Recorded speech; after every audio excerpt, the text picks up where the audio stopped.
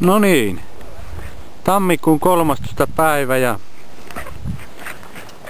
jää on kuin peiliä, näkyy läpi ja... No onpas nyt kyllä Kaijussa selkeä kuva, että siinä on ihan niinku siika tossa yläpuolella, onko nää kirja tossa keskelle ja taas on sikä pohjassa ahvenparvi. Pein! Mikä pein? Kaverilla joku toin 2 kilon siian koukku on upannut kantaa myöten. Se on siellä paino. No ei, se on ihan niin iso, mutta...